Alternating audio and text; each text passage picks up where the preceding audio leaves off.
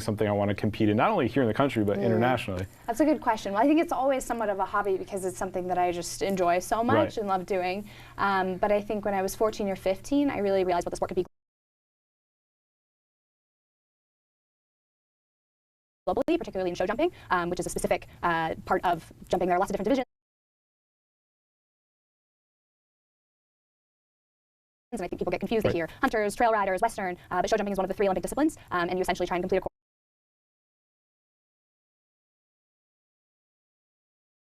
course without knocking any rails down and going as fast as possible. So I think when I was 14 or 15, I really realized that I wanted to focus on that and try and compete internationally and become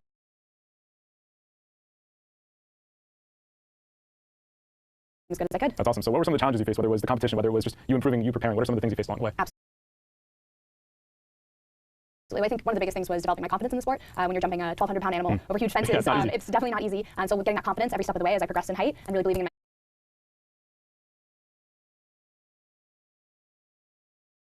myself and the partnerships I developed with the horses, I think that mental aspect was a big challenge for me for a while and something I still work at today. Yeah, no doubt. So before we started, Jessica Springsteen was here last year, and she talked about how she balanced Duke and this career. You go to Stanford and you have to do the same thing. Like, college is already hard enough, so how did you pull this off? College is hard. I think Jesse would say similarly, like we both thrive on being really busy, so getting to have your schoolwork and really focus on that and then have something to look forward to on the weekends to get to ride, to practice after school. It's a really just a fun hobby, and we have great support teams, trainers that make it possible for us to go back and forth and do both. So. Yeah, definitely. So what are some of the places that you visited that have just blown your mind that you never thought you'd visit, especially with this sport? Oh, that's a great question. I mean, I got to do the Longines Masters in Paris, which was incredible. Paris is an amazing place. An incredible city. We've been able to visit Switzerland, which was just beautiful in the summer. All over the U.S., really. We've competed in California, New York. Florida's a big hub for us in the winter. So just every venue is unique. Definitely. And so you said before Sunday we will be at NCYB Live. You can check out the tickets and all of the details on the events at longinesmasters.com. There you have it. That's Jen Gates. We'll see you next time. Now sit down.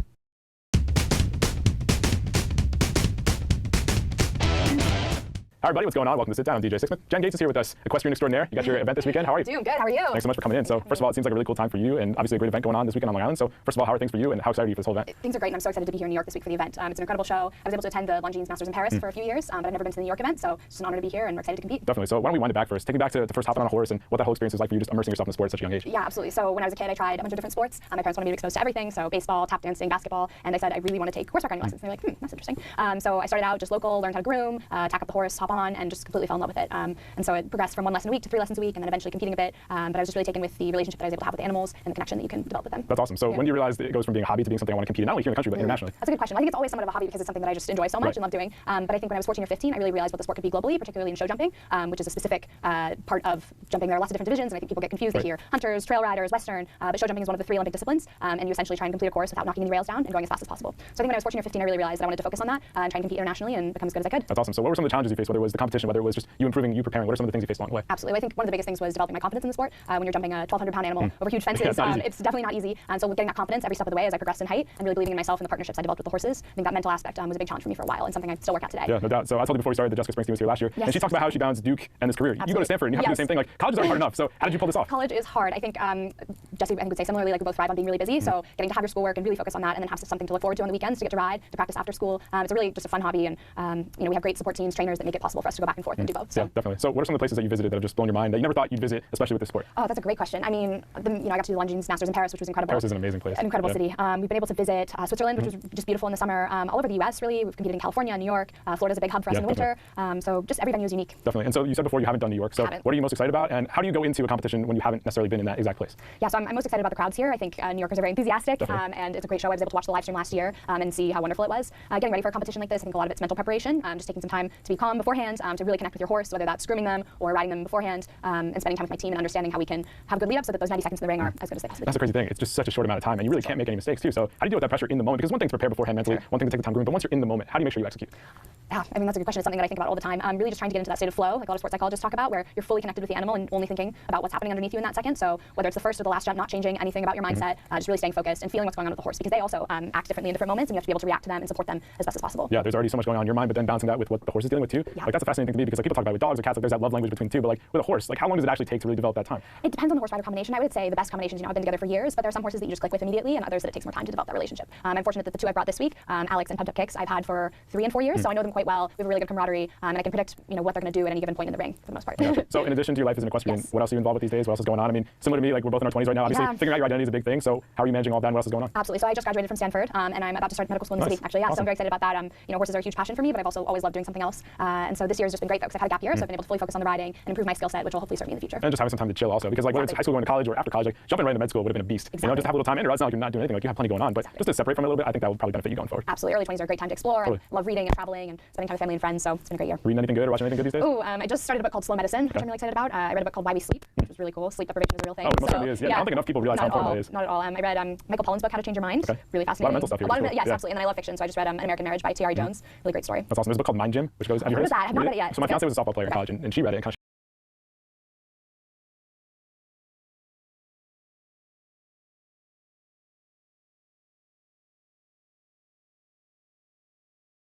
share with your teammates. It's just great mentally, just in terms of how you can take the next steps. But that's the cool thing about athletes today. It's like, it's not only what Classes, where people are just going all out, trying to leave the rails up and go as fast as possible. Sometimes people end up within 0.02 seconds of each other. So really high speeds, a lot of exhilaration, and it's a really fun sport to watch. My parents have gotten really enthused. That's awesome. As non-horse people, to enjoy the sport is pretty cool. So Jen, why don't you tell everybody where they can check you guys out this weekend? So this weekend from Thursday to Sunday, we will be at NCYB Live. You can check out the tickets and all of the details on the events at longinesmasters.com. There you have it. That's Jen Gates. We'll see you next time. Go sit down.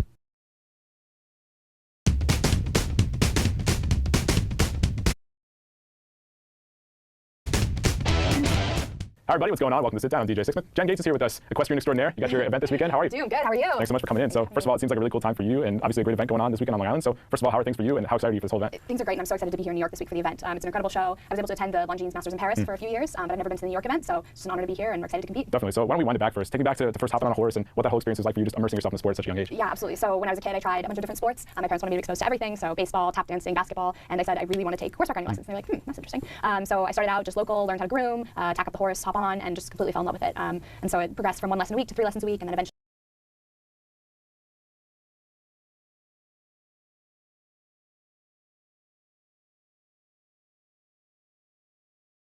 it's an amazing system. You got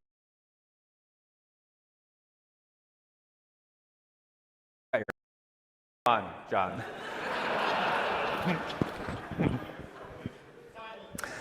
I'll just cut right to the chase. Ladies and gentlemen, Craig Federighi.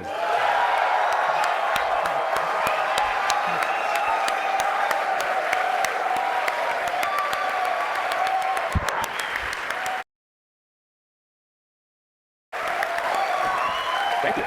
Did you saunter and not run out here? I thought I had a little bounce in my step. Yeah, you look a little I off-brand there. You okay? I'm excited about this whole Vision Pro thing. It's great. Got me a little pumped. Yeah. Well, the fun part's over. Oh. I kid. I have to ask though, what's it like not to be the star of WWDC? It's okay. Wow. It's okay. Wow. Yeah. Wow. Well, your run of 8 shows ended really kind of abruptly. It really did. That was it. Yeah. Yeah. No, it's all right. Feel pretty good about it. Team player. I guess so. It's very exciting. Did you not watch the keynote? He's in it for like an hour and 20 minutes. By duration alone. Is that really it? Yeah. That's all anyone was talking about, really. I think when the show ended, it was like... You're still starting me, Craig. Oh, Jaws. All right, well, let me just start. Let's move on. It's ducking great to see you. Oh, thank you.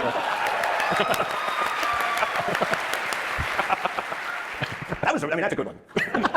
We agree. Thank you. But we are, I mentioned it before when John was out here, that we're going through industry-wide, worldwide, an AI moment, right? Something is leveled up, something is different on this front than before, and your ducking joke was in the context of something, a feature everybody uses, right? And autocorrect. And that autocorrect is now, I guess, re-engineered? I mean, it's not tweaked and a little better. It sounds to me like this is a new way of doing autocorrect. Yeah, it is. So we, as I mentioned briefly, and I was like, blah, blah, blah, blah, blah. Where's Vision Pro, blah, blah. So we use a transformer language model. We did not in the past. I mean, if you look at the field around text prediction, what are called LSTMs, we're kind of invoking for many years, and that's what we use. And now we use a much more powerful class of model called transformer models, which are used for all kinds of all hotness you're hearing about now is built around transformer models. Now, this is one that's meant to be incredibly fast on device, so that on every keystroke we can be predicting the next word with much greater accuracy. But it's not just about for us, the model. A lot of what we did is the experience. So as you're typing, sometimes it's ambiguous how we should autocorrect. And now we make sure that if we did do an autocorrection, we actually leave a little blue highlight to tell you like we did it. And if you just tap, you can correct. You can say no, no,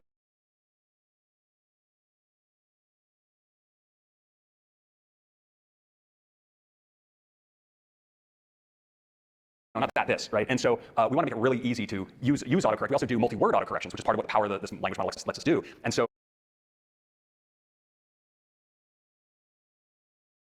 often you find it doesn't just predict the word you're typing, but several words ahead of what you're typing. You just hit the space bar and take it all in. So I think it's it's really around optimizing the whole experience. But I think your broader question about AI, I mean, I don't know, we didn't say, I don't know if we said the words AI during the talk, and we certainly didn't say it much in the Vision Pro thing, but everything you guys were just talking about, all the magic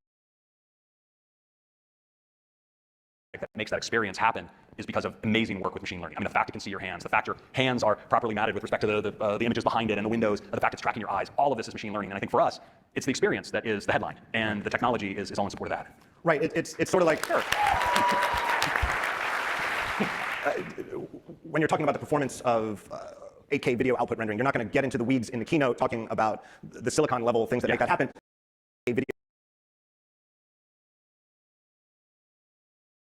The images behind it and the windows, the fact it's tracking your eyes, all of this is machine learning. And I think for us, it's the experience that is because of amazing work with machine learning. I mean, the fact it can see your hands, the fact your hands are properly matted with respect to the images behind it and the windows, the fact it's tracking your eyes, all of this is machine learning. And I think for us, it's the experience that is the headline, and the technology is all in support of that. Right. It's sort of like because of amazing work with machine learning. I mean, the fact it can see your hands, the fact your hands are matted with respect to the images behind it and the windows, the fact it's tracking your eyes, all of this is machine learning. And I think for us, it's the experience that is the headline, and the technology is all in support of that. Right. It's sort of like, sure. Because of amazing work with machine learning. I mean, the fact it can see your hands, the fact your hands are properly matted with respect to the images behind it and the windows, the fact it's tracking your eyes, all of this is machine learning. And I think for us, it's the experience that is the headline, and the technology is all in support of that. Right. It's sort of like, sure. Because of amazing work with machine learning. I mean, the fact it can see your hands, the fact your hands are properly matted with respect to the images behind it and the windows, the fact it's tracking your eyes, all of this is machine learning. And I think for us, it's the experience that is the headline, and the technology is all in support of that. Right. It's sort of like, sure. Because of amazing work with machine learning. I mean, the fact it can see your hands, the fact your hands are properly matted with respect to the images behind it and the windows, the fact it's tracking your eyes, all of this is machine learning. And I think for us, it's the experience that is the headline, and the technology is all in support of that. Right. It's sort of like, sure. Because of amazing work with machine learning. I mean, the fact it can see your hands, the fact your hands are properly matted with respect to the images behind it and the windows, the fact it's tracking your eyes, all of this is machine learning. And I think for us, it's the experience that is the headline, and the technology is all in support of that. Right. It's sort of like, sure. Because of amazing work with machine learning. I mean, the fact it can see your hands, the fact your hands are properly matted with respect to the images behind it and the windows, the fact it's tracking your eyes, all of this is machine learning. And I think for us, it's the experience that is the headline, and the technology is all in support of that. Right. It's sort of like, sure.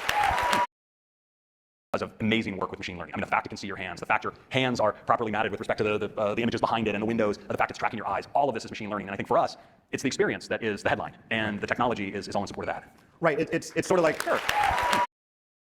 Because of amazing work with machine learning. I mean, the fact it can see your hands, the fact your hands are properly matted with respect to the images behind it and the windows, the fact it's tracking your eyes, all of this is machine learning. And I think for us, it's the experience that is the headline, and the technology is all in support of that. Right. It's sort of like, sure.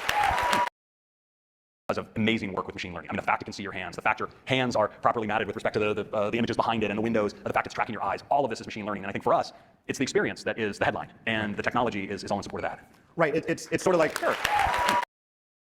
Because of amazing work with machine learning. I mean, the fact it can see your hands, the fact your hands are properly matted with respect to the images behind it and the windows, the fact it's tracking your eyes, all of this is machine learning.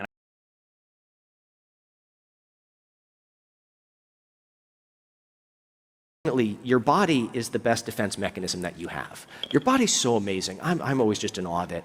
And therapy. I voted in for quite a long time. Important for catching things.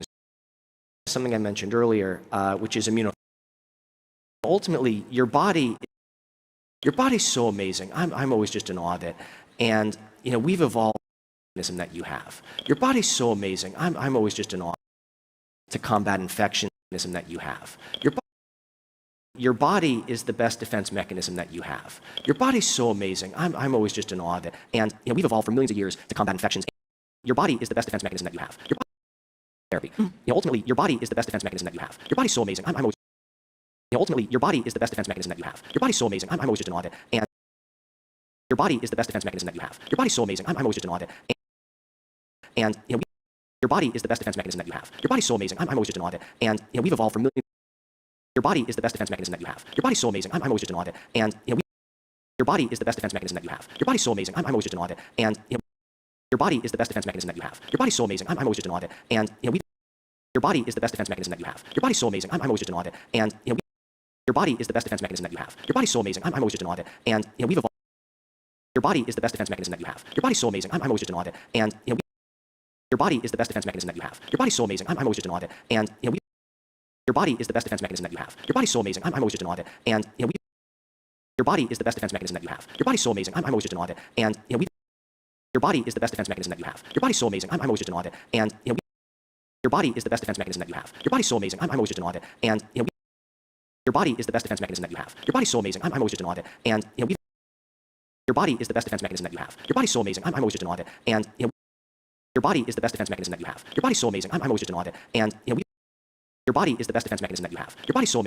in awe of it. And your body is the best defense mechanism that you have. Your body's so amazing. I'm always just in awe of it. And your body is the best defense mechanism that you have. Your body's so amazing. I'm always just in awe of it. And your body is the best defense mechanism that you have. Your body's so amazing. I'm always just in awe of it.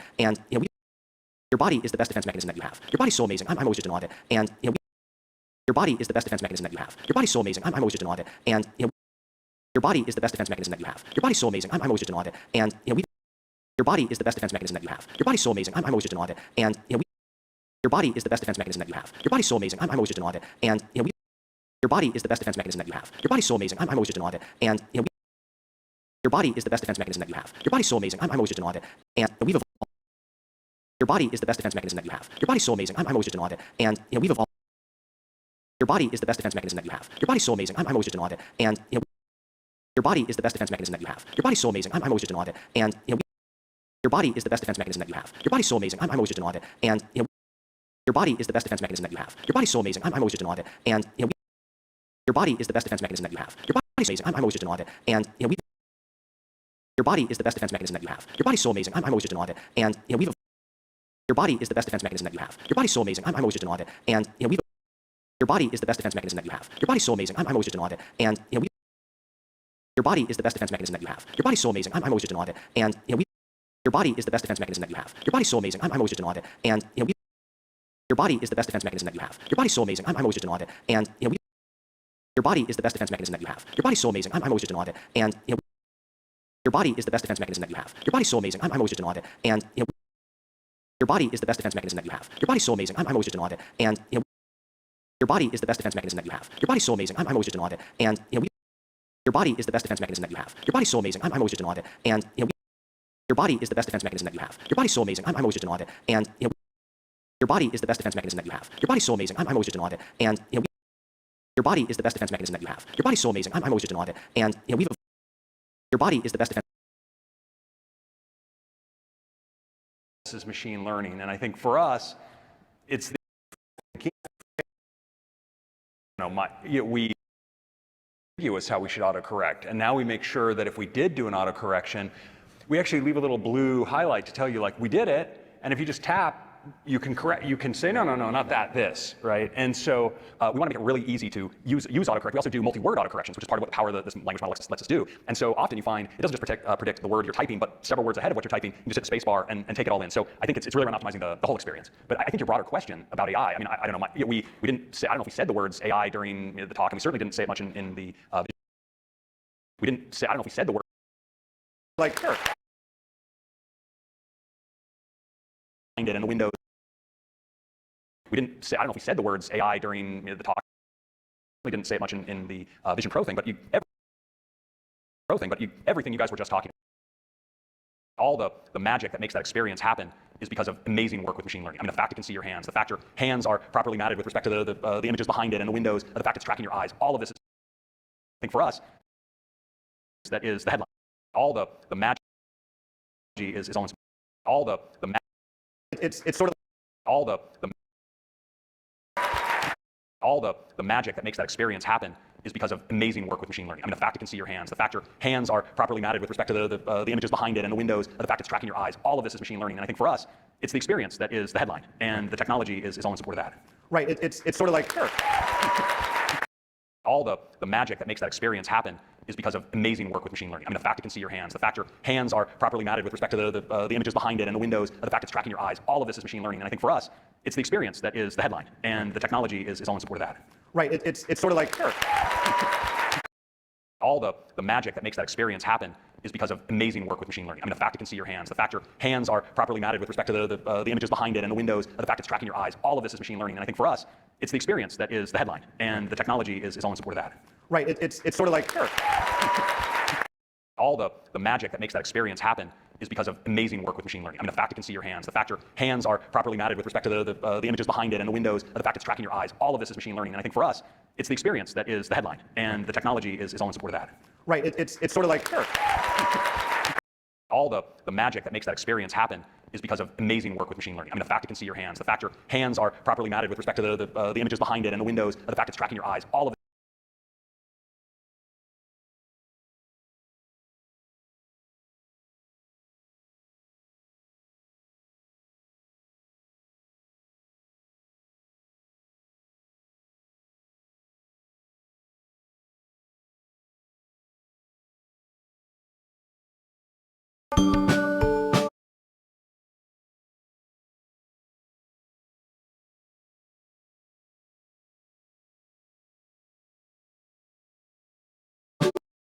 From solar flares. Among other things. Among other things. Hopefully, yes. Hopefully, yes. And we really hope that we can expose some of these things that we learned as tools that make it easier for all of you to build applications and not actually have to understand how to deal with failure, because as long as you follow these simple rules, you will be fine, right? That's kind of the ideal situation. Today, we have realized that in App Engine and on the VM side, to a small extent, we've realized it with the VM migration, where we're able to move you away from something that we see coming, and you don't know this even happened, but we can do a lot more in that area. Okay. So Jeff, when you were building the first iterations of these distributed systems 14 and a half years ago, did you realize when you were sort of trying to make the engineering trade-offs and dealing with failures, providing availability for systems and consistency, did you realize at the time that was essentially those three components, the CAP theorem, consistency, availability, and partitioning, that were really underlying the engineering decisions? I mean, I think, just to drop back, it's called Bohr's theorem. At least that's how I like to call it. I always call it the CAP theorem. No, it's Bohr's theorem. I think I know this. I think too much about cats, I think. No, CAP. I think I know this one. All right. Everyone, please welcome Eric Bohr. What a surprise. Eric, thank you for joining us. So you noticed that we had a three-person couch, so obviously we needed a third guest. So if you don't know Eric, he devised the CAP theorem or Bohr's theorem. We'll let him answer that question in a moment. He's a professor at UC Berkeley of computer science, pioneer really in building large-scale systems, built the first really useful cluster for web infrastructure. And can you tell us, do you prefer CAP theorem or Bohr's theorem? Actually, I prefer CAP theorem because it sounds bad coming from me to call it Brewer's theorem. Okay, so you can call it whatever you like, but I'm always going to call it CAP theorem. I'll call it Bohr's theorem. That's right. Don't mind. Can you maybe tell us a little bit about CAP theorem? I think sometimes it's explained sort of incorrectly as a 2 out of 3 choice. Well, I think in 2000, or really when I first thought of it was about 1998, it was a 2 out of 3 choice in the sense that we were in an era where everyone wanted asset properties and wanted us to build literally cross-national systems that had both availability and consistency. And I realized we weren't able to do it, but also that we were regularly choosing availability over consistency. And but people didn't accept that was the choice that I had to make. So they were actually very reticent to say that's an okay choice. And so CAP theorem in some sense was to give everyone, myself included, permission to choose availability. Right? And now it's what happened. People like Jeff chose availability for Bigtable, and many others have as well. And I think it's because the internet's the first time we had a kind of 24/7 service, except maybe the phone system, which isn't really a data system, it's a communication system, where you actually had both data and availability that you wanted to get. And so we actually started making some difficult choices, which we still make, actually. Okay. So in addition to CAP, you've also looked at sort of the origins of SQL and NoSQL databases. And on the cloud platform, you can get a managed SQL service, managed NoSQL service, but you can also sort of run your own. If you do VMs, you can spin up Cassandra and have your own flavor of a large NoSQL system. How should developers sort of think about those trade-offs and how they select one over the other? I actually try not to choose, even though I've just told you you have to choose. You only have to choose if you are going to have partitions, and only during the small amount of time where you have partitions. Right? The rest of the time, you can actually mix them much more gracefully. I would say we've already built systems, and certainly talked about some like Spanner that Jeff worked on, where you can set it in a more of a consistent setting or more of an availability setting, and you can make those choices on a relatively fine grain. If you know you want partitions, like you're doing mobile phones or disconnected operation, and you really are going to have truly concurrent operations on both sides of the partition, then you really have to plan around that and think about your merging. Otherwise, I think you can be a bit more graceful about it. At least kind of that's the modern answer. Okay. So you can have sort of all 3 legs of the stool, but just not all at the same time. You have to play with them a bit more gracefully. Okay. So Jeff, if you've been building sort of many generations of these storage systems, and maybe you can talk about sort of the problems you were working on when you developed a Bigtable and MapReduce. What were sort of the fundamental Bigtable or sort of big data problems? So MapReduce sort of originated when my colleague Sanjay Gamal and I were actually working on rewriting the core indexing system for web search at Google. And the pipeline at that time goes from a bunch of raw pages on disk that our crawler has collected, sitting in a bunch of files. And you have a bunch of stages that are trying to sort of transform it and do things like find duplicates and choose which one of the duplicates you want to choose because it has a prettier URL, compute PageRank, decide which pages we're going to put in the index, what language they're all in. So there's all these little phases that conceptually are doing pretty simple things. But the code had gotten really complicated because in each of those phases, we kind of rolled our own parallelism for that phase. We say, well, this one runs pretty fast, so we need to use a couple hundred machines. This one's slow, so 1,000 machines would be better. And each one of them had its own checkpointing mechanism and recovery mechanism for that to deal with failures, because when you're running on that many machines, you have failures. And so what got lost in there was actually the fact that all these operations were relatively simple and straightforward, and they were obscured by all this sort of nasty support code. And so Sanjay and I kind of started squinting at each of the phases and looking for abstractions that we felt could represent all the simple computation we were trying to do in a way that we could then hide all the complexity of dealing with failures and automatically parallelizing across an appropriate number of machines and dealing with slow machines in a library. And so MapReduce is kind of what we came up with. We have both have backgrounds in looking at different programming languages, and the functional programming paradigm is a pretty useful one. And so MapReduce kind of builds at least loosely on that. And so we realized that all the phases in the indexing system could be represented in this abstraction, and then we could work hard on making that one library perform really well. So that's kind of the origin of vectors. Okay. And the origin of big table is kind of similar in that we wanted to have an incrementally updating system for all of our indexing systems. So we wanted to have a row of data for every page we know about, and then have different columns that are being asynchronously updated. So the crawler would go off and fetch contents, and then write the actual current contents into one of the cells, and then there'd be other asynchronous processes updating things like what language we think that page is. All the different phases we used to run the pipeline would now run kind of asynchronously, and then we'd always have the current state of this page by just looking at that row. And we needed to scale that out to a very large number of machines to deal with all pages that we want to represent. So. Okay. And then how did that lead then to Spanner? What subsequent problems were you solving that Big Table didn't address? So the first version of Big Table essentially ran within one cluster, within a single data center. And then over time, we added some support for sort of eventual consistency to have more interactive services where you wanted to keep a bunch of geographically distributed versions of the data in sync. But that was kind of somewhat unsatisfying because you actually want all of the things that you mentioned. You want consistency and availability. And it's actually kind of a pain for developers to deal with having 12 Big Table replicas of their data scattered around the world. And so what Spanner solves that Big Table didn't really do is the problem of geographic distribution of data across wide areas potentially. And also some flexibility in allowing users to say, well, this particular data, I want to keep 2 copies in Europe and 3 in the US, and I don't really care where I keep them. That's just roughly where I want them. And that gives the underlying system freedom to move data around in response to changing patterns of demand and load and disk availability in our European data centers. And also Spanner allows users of the system to select the appropriate consistency trade-offs. For some operations, you want a strongly consistent view, and you may pay for it in availability. Other ones, if I'm marking an email message red or something, it's probably fine to have an inconsistent view of that data. What's the worst that can happen?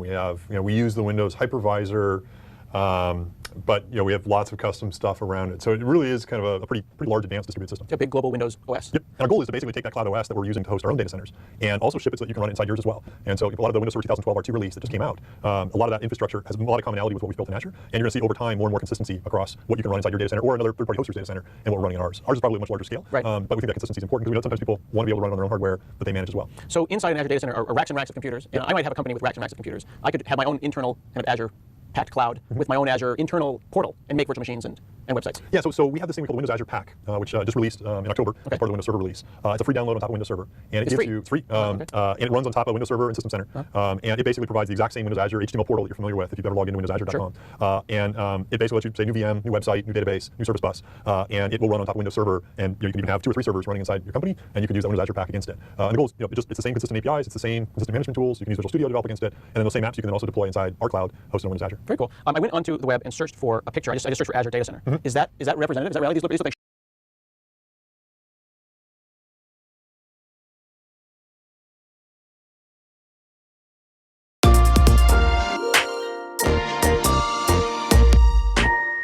Hiroshi Lockheimer. What's a day in life like for you? Do you eat an acai bowl in the morning? Do you like to ride your bike to Google? What's it like when you get into the office every morning? Well, first of all, hello everyone, good to see you, and thanks for coming. Today is Bike to Work Day. Okay. I don't know if is it? It is, actually, at Google. Is that a US-wide thing, or is it like a Google thing? I have no idea, but it's Bike to Work Day. There's a bunch of people biking. I was not one of those people, because I live a little bit further away, and I thought you were asking, do I have an acai bowl? I do not. I actually don't even know how to pronounce that word. I'm just copying how you say it. It took me a while to figure it out. I drop off the kids at school in the morning, I come to work, and I'm in meetings all day, basically, either with the team internally, or a large chunk of what we do on across Android or Chrome, Chrome OS Play. We deal with partners, whether that's manufacturers or developers or operators. So I have a lot of meetings with internal and external people. I travel a lot, also. I get to see the world, which is kind of nice. I see your Instagrams. Yeah. Yes. So that's kind of my typical day: is meetings, kid stuff, family stuff. Meetings, yes, and kid stuff. Yes, exactly. The balance of life. So there were a ton of new features announced this week for Android Q. It's coming out. If anybody who listened to the keynote the other day, and you go to work every day. How do you and the team figure out what the heck to put into the next version of Android? Like, how do you guys come up with we need to tackle this feature, we need to tackle this setting, that sort of thing? Yeah, I think it's a combination of things. We have some ideas, things that we want to pursue that we think are important. So there's sort of ideas that we generate ourselves, but also ideas that come from our partners too. For instance, manufacturers may say, hey, we're going to build a phone that folds, and then we'll be like, oh, okay, let's figure out how that's going to work from a software perspective. Right. Maybe there's a screen on the outside and a screen on the inside. How should these things interact? Or someone might say, we're going to add a fingerprint sensor to a Chromebook. Okay, let's support that. Right. So there's sort of external influences like that. There's internal ideas, as I mentioned. We also look at feedback from developers. I was going to ask if you're ever going around the internet and seeing what people are saying. We definitely do that, and Steph isn't here right here. She's not here right now, but she runs the process, her and her team. Steph Cuthbertson, who was at the keynote, she meets with developers regularly and gets sort of a wish list, if you will, and she helps prioritize that, and so your voice really matters in terms of what we do. Do you ever use Android or the platforms, the ecosystem that you manage and go, dang, I really need to fix that, or we really need to get people on that? I think everyone has their own, I'm a user too, right? So I have my own pet things that I feel a little bit, like I'll send feedback to the team. I'll be like, why does this work this way? And so usually they say, and then they just kind of keep on doing what they're doing, which is great for me. But yeah, yes, absolutely, everyone has their. So is that how dark mode came about? You were saying this is too darn bright. I will say, I'm personally, I actually saw someone tweeted this yesterday, and I have to agree. I'm personally not a huge dark mode person. I don't know if that makes me, I don't know, how many of you are excited about dark mode? Yeah, a lot of you are excited about dark mode. So I'm an outlier. I'm fine with with how it has been, but your feedback was heard, and that became sort of a roadmap item for sure. Absolutely. So I'm going to kind of switch gears a little bit, talk a little bit about privacy and security, a particularly hot topic in this day and age, especially recently. So there are a couple new features announced in Android Q to sort of give more control to both users and developers to kind of let people decide when and where their data and certain elements of the interface or the operating system are shared, both with Google and third parties. Can you talk a bit about like how and when the team decided to head into this direction? How did you all decide that it was going to be something as obvious as just like having a full readout of permissions and just ticking on and off what you wanted? Yeah, maybe I can talk a little bit of the not to sound dramatic, but a little bit of the history too. Security. You mentioned privacy and security. Let me talk about security first. I think security has been. Security has been an important part of Android from. I think your question was about Android, so I'll answer about Android. For Android, very important from day one. Chrome was too, by the way. If you think about it, the Android team, we had the benefit of having seen how computing evolved throughout the decades. We saw, for instance, how Windows and how security was dealt with on Windows, 80s, 90s, and so on. So we built a system with a lot of security built in from the ground up. How sandboxing or things like that. The fact that there's even a Play Store where we know who you are as a developer and we can have a relationship and so on and have policies, some of which you may not like, but at least we have some ground rules. And so Android has been developed with security in mind from day one. And so that's always been important, and we've been continually improving on that front. Privacy is interesting. It wasn't that privacy wasn't important before, but I think how people think about privacy in light of technology has really evolved a lot, especially in the past year or so. And I think a lot of us here, if we're all in the tech industry, we're reading the news, we're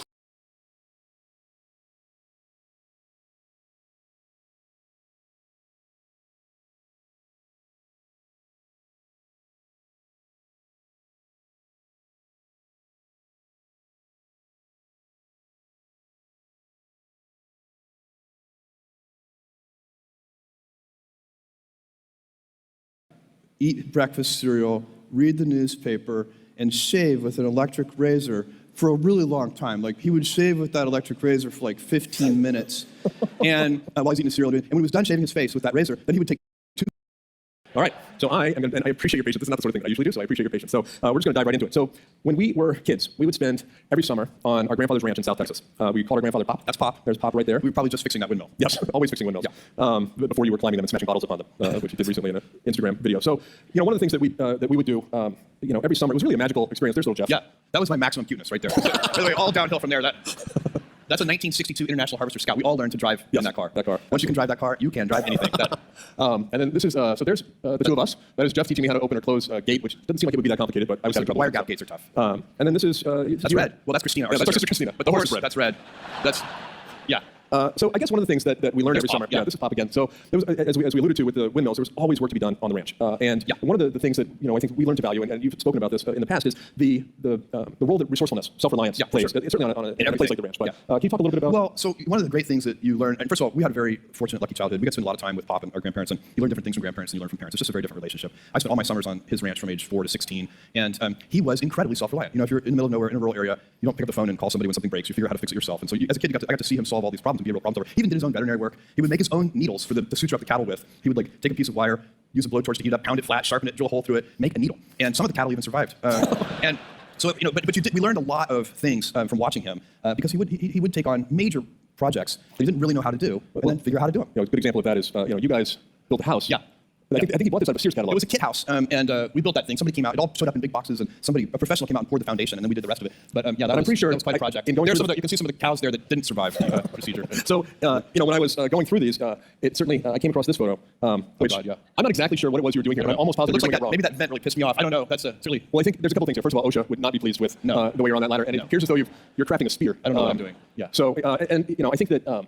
If you can talk a little bit, I know that there's this bulldozer in the background. That's a D6 Caterpillar bulldozer that my grandfather bought used for $5,000, which is an enormous bargain. This thing should cost way more than that. The reason it was so cheap is it was completely broken. The transmission was stripped, the hydraulics didn't work, and so we spent basically a whole summer repairing it. And big giant gears would arrive by mail order from Caterpillar, and we couldn't even move the gear. So the first thing my grandfather did was build a crane to move the gear. So that's that kind of self-reliance and resourcefulness. And there's also there's a story that is somewhat legendary in our family. One of the things that Pop did one summer. It's a little out of character. Oh, I know what story you're talking about. So he really actually was a very careful, conservative sort of person, not prone to crazy acts or anything, kind of introspective and even very introverted, quiet person. But one day, he was all by himself. He had driven to the ranch, and he was at the main gate to the ranch, and he forgot to put the car in park. And so when he got to the gate, he noticed that the car was slowly rolling downhill toward the gate. He thought, this is fantastic. I have just enough time to unlatch the gate, throw the gate open. The car is going to drive right through, and this will be wonderful. He almost got the gate unlatched when the car hit the gate, and it caught his thumb between the gate and the fence post, and it stripped all the flesh off of his thumb. It was hanging there by a tiny little thread, and He was so angry at himself that he ripped that piece of flesh off and threw it in the brush, got back in the car, drove himself to the emergency room in Diddy, Texas, 16 miles away. And when he got there, they said, "This is great, we can reattach that. Where is it?" And he said, "Oh, I threw it in the brush." They drove back with the nurses and everybody, and they looked for hours for the thumb, and they never found that piece of flesh, something probably eaten it. So they take him back to the emergency room, and they said, "Look, you have two choices. You're going to have a skin graft for that, and we can sew your thumb to your stomach and leave it there for 6 weeks. That's the best way to do it. Or we can just cut a piece of skin graft from your butt and just suture it on, and it won't ever be as good, but the advantage is your thumb won't be sewn to your stomach for 6 weeks." And he said, "I'll take option 2, just do the skin graft from my butt." And he did that. It was very successful. It worked fine. But the funniest thing about this story is that I have incredibly vivid memories, and we all do, of him. Definitely his mornings were completely ritualized.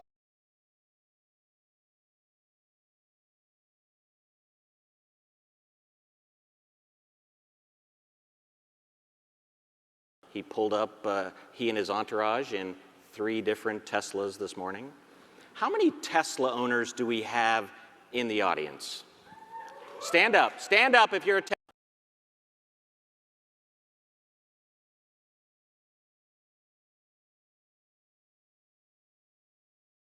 Dial-in modems. You may remember how PayPal actually worked over a dial-in modem. Yeah. And if, just in case you've had your head in the sand for the last decade, you absolutely have to know him for space exploration technologies. SpaceX, a tremendous partner of the United States Air Force in the space business, and for Tesla. So for just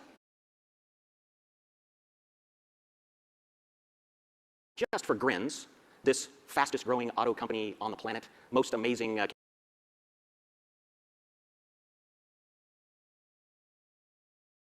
capability. And when Elon pulled up, he and his entourage in 3 different Teslas this morning. How many Tesla owners do we have in the audience?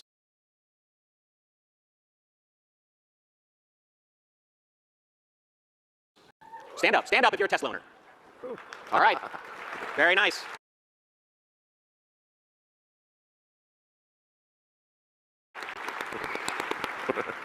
So Elon, you and I have talked about whether the Air Force is the most innovative service. The Department of the Air Force now, the last time we interviewed, it was just the Air Force. Now we're the Air Force and the Space Force as part of the Department of the Air Force. Most of those people who stood up were in the front row. We have a lot of first adopters here in the front of the audience, apparently, or maybe those are the folks that just make the most money. Who knows?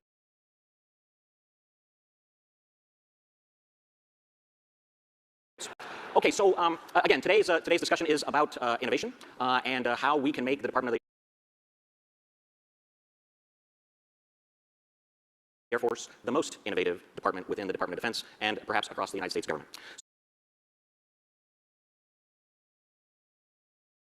So, Elon, question number 1. When you put a weapon system or a product into production and you start delivering it to your customers, very, very frequently there is a pushback within the production organization that, you know, we don't want to change that product too much. It's successful. We have a lot of legacy systems that we're responsible for in the Department of the Air Force. There is a lot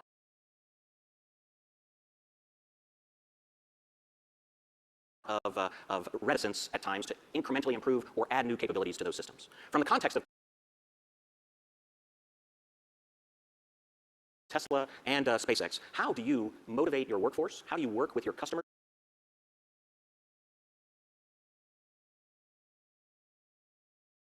How do you work with technologists in your ecosystems, your various ecosystems, to try and make sure that products don't become stagnant and they continue to incrementally improve over time? Sure. Well, first of all, thanks for having me here. It's an honor to be here with you and with everyone else from the Space/Air Force. Well,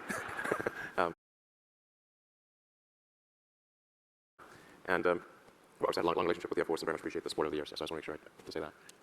And look forward to doing a lot of interesting things in the future.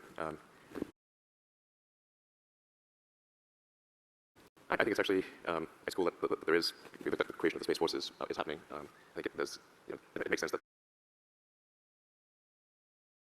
there's a major branch for every domain, with that, so the domain of space and the domain of air are both important, but I think space is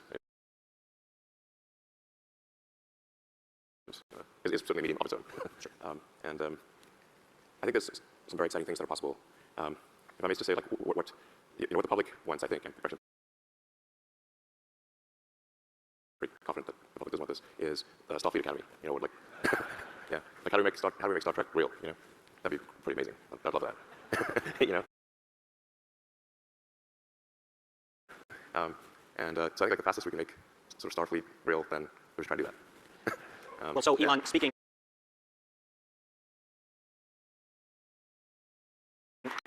for the United States Space Force, there already is a Starfleet Academy. It's the United States Air Force Academy in Colorado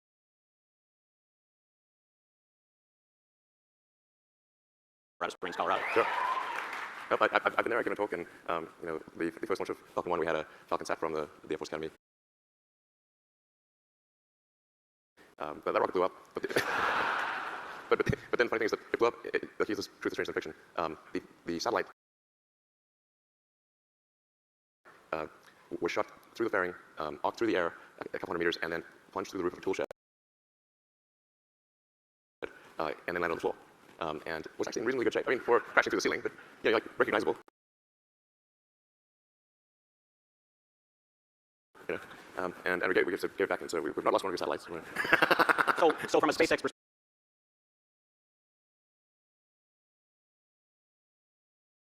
buff it up. A partial mission success. Yeah, it's like, well, it's not lost. I'm just saying, it's a little the worst way. It's a little the worst.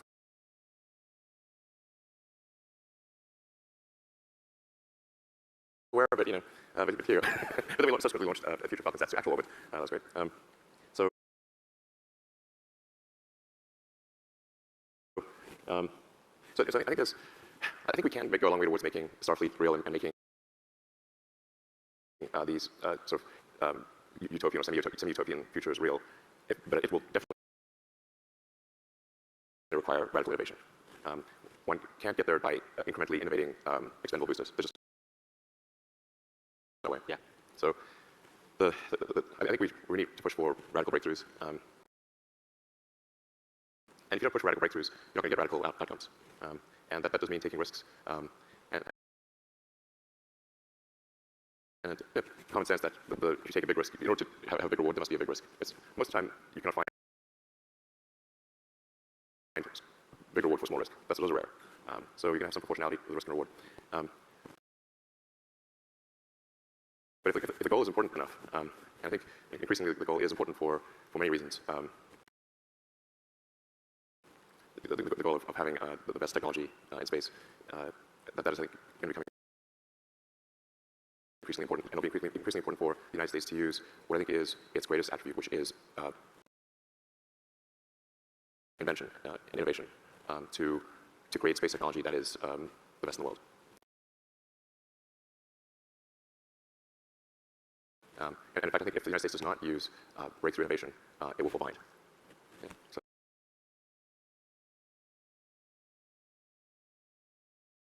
So I think this is not something that was a risk in times past, but I think it is a risk now. Okay. So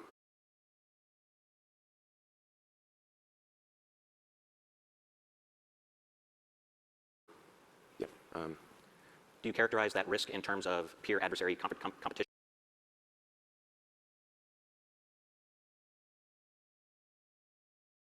Around the planet? Are you suggesting that it's our adversaries that require us to be that?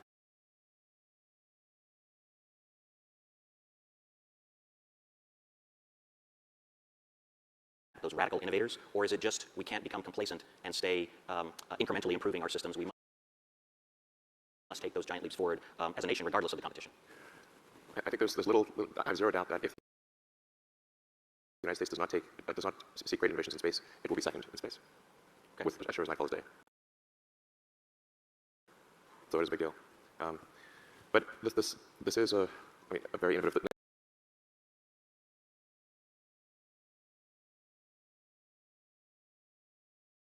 There's no country more innovative and inventive than the United States. So it's just important to use that attribute. That's the ace card. Okay.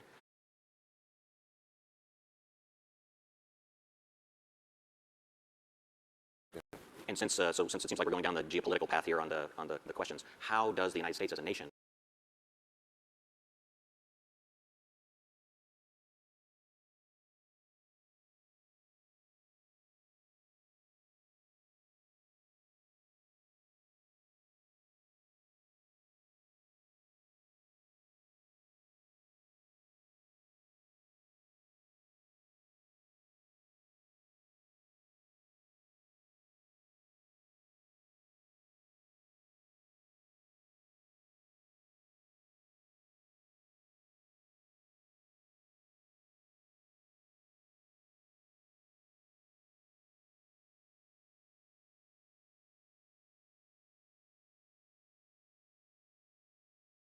Thank you for flying up. I heard you were busy today.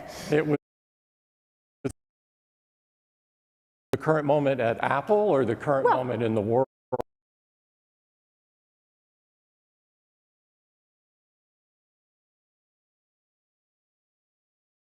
Thank you for flying up. I heard you were busy today. It was a fun day. Yeah. It was exciting. Yeah, good.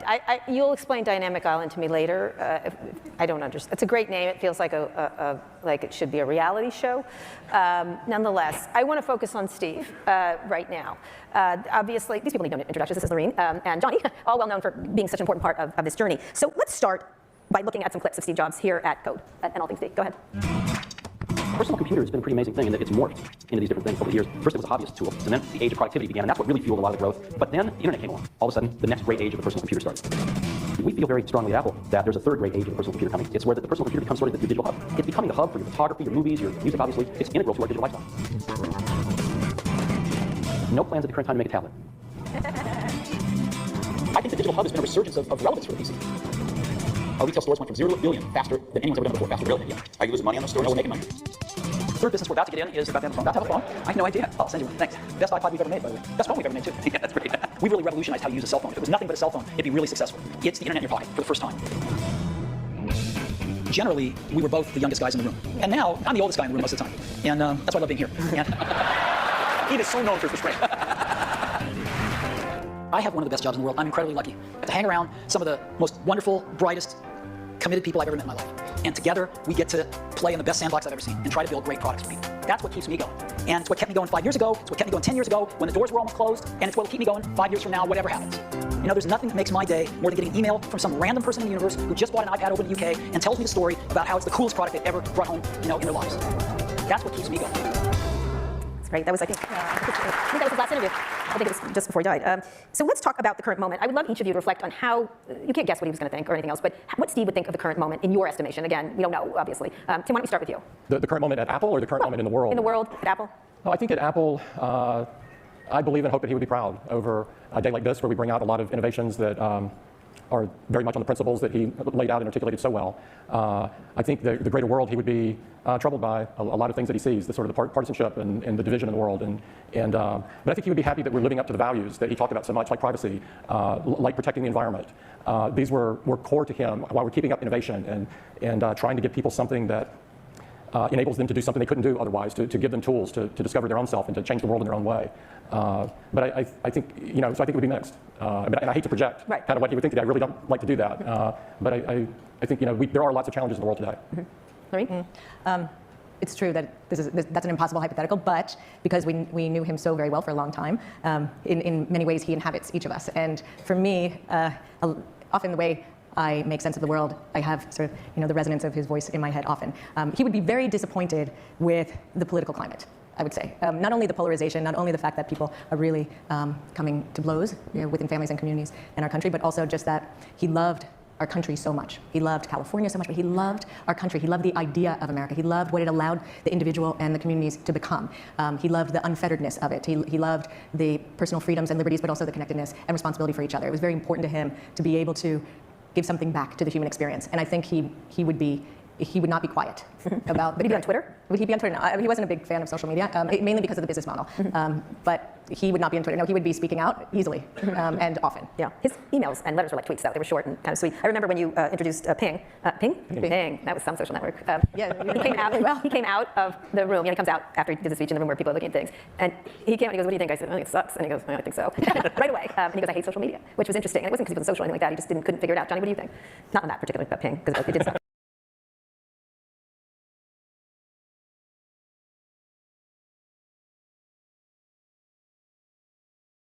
Every second, we grab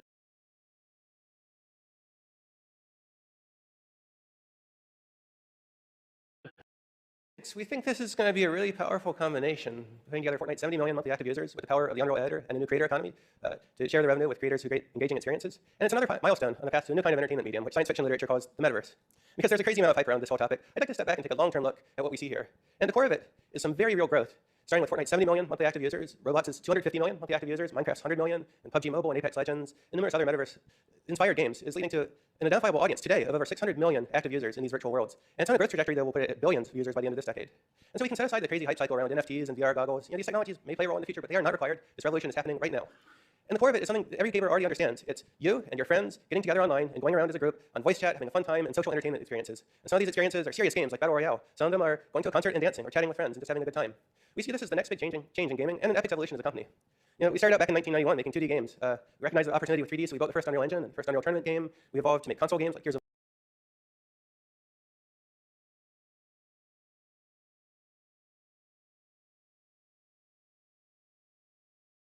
Of Steam, like, is the store. The store is this, I don't know about you, but I think stores is boring, right? It's like a super middle ground marketing. Oh, here are all the features in our games. It's like, as a piece of, it's like, I'm never entertained by a store. I never go like, ooh, I need to browse the store. It's like, this will be the driest and most boring encapsulation of all of these games. It's targeted to some physical medium customer. And so it's being sketched. The stores in Sketch become user-generated content. Now, other companies can take advantage of this as well. But a user can create his own store, essentially add an editorial perspective and content on top of the purchase process. And there's a market-based mechanism for valuing that so that people can't try to charge some sort of rent, that is inconsistent with people's perceptions of their value. Then we created a mechanism for anybody. The same way we've seen a huge surge in value through user-generated content of hats.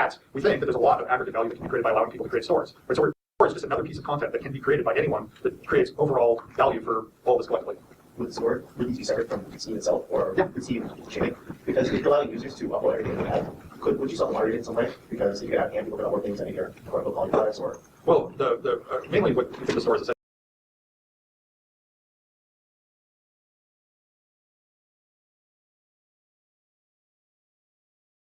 and it has a been dreaming of making. We also looked at how the whole PlayStation ecosystem could be evolved as well to allow the player to take a dynamic, preference-driven path through the world of content. So when we started this process, it was the early days of the PlayStation 3, which is to say, at a time of great transition in technology and how we use it. Every major console, all the way from the Atari 2600, which was the dominant console when I started in games some 30-something years ago, all the way up through the PlayStation 2, had pretty much been a single-purpose device. Insert the cartridge, the CD, the DVD, power it on, play your game. That's all they did, and that was fine. That was the world we lived in then. But at the time of the launch of the PlayStation 3, all of that was in flux. The world was becoming a connected place, and a single device was now expected to provide a range of services and applications. Now, PS3 has done pretty well in these respects. It's the top platform for Netflix. But as a console designed before this revolution hit, there are limits to the functionality that it can provide in this new world. In addition, since the launch of PlayStation 3, we've seen a proliferation in the number and variety of devices that people own and interact with. With so many platforms to support, much less value is found today in exotic technologies such as blast processing or a supercomputer on a chip. I'm proud of what we accomplished with Cell on PlayStation 3, but at the same time, the need to radically customize technology can interfere with the design innovation that's so central to game creation. So for PlayStation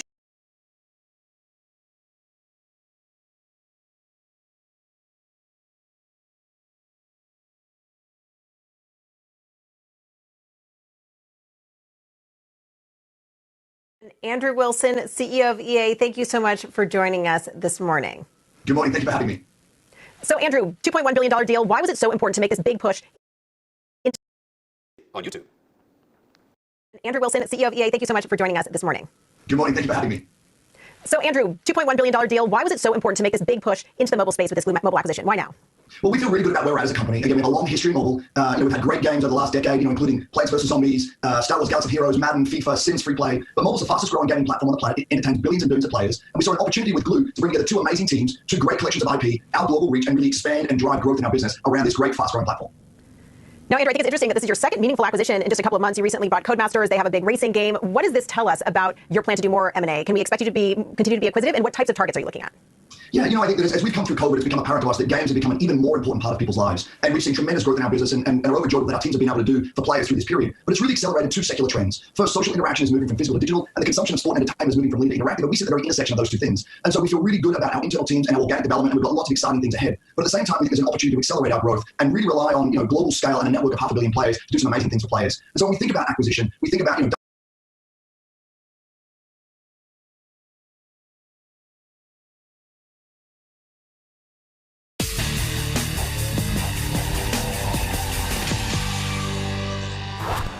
Yesterday, Take-Two Interactive announced that they're coming out with a trailer times. So that's right. This time last year, we were closer to 5 million. Right. We'll end up making that up over the coming months. And I understand that some people feel, and you've told me over and over again, it's really hard to crack into the Zynga part of the business, the mobile. But if you get it, it's the holy grail. Now, I think that you talked about a group, my agent's endeavor. You talked about the possibility of something called Power Slap, which I have not seen in my own bed. It sounds like it could be the next big. It's already a hit. It's a modest hit, but it's a hit. I think the key thing is that the hardest thing to do in mobile video games is create a new hit. Right. And we have Power Slap, which is small but terrific, and then we have two that are bubbling up, Match Factory and Top Troops. So we're cautiously optimistic. You know, I don't like to claim success. I know, but it feels pretty good. But you know, it's funny. I was looking at the New York Times numbers yesterday, and I know my wife plays Wordle every night before she goes to bed. I said, Strauss has got something better than Wordle. I know he's got it. Where is it? So we have a lot of great titles, actually. I mean, the best thing about Zynga is it, like our console and PC business, it has the best collection of owned intellectual property in the mobile space. The point, though, is we always need to refresh that. That is hard in mobile. Looks like we're going to be able to do that. Meanwhile, the deal itself has overachieved against all of the metrics that we laid out, and it's accretive to the company. We're really happy with it. Good. I'm glad you said it that way, because sometimes what happens is people say, well, it's really hard, and then who knows how they're doing, but it actually is empirical.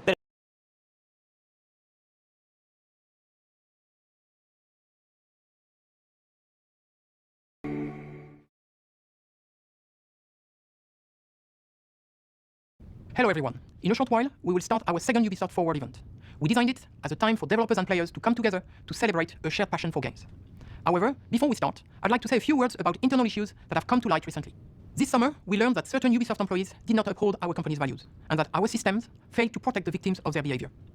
I am truly sorry to everyone who was hurt. We have taken significant steps to remove or sanction those who violated our values and code of conduct, and we are working hard to improve our systems and processes. We are also focused on improving diversity and inclusivity at all levels of the company. For example, we will invest an additional $1 million over the next 5 years in our graduate program. The focus will be on creating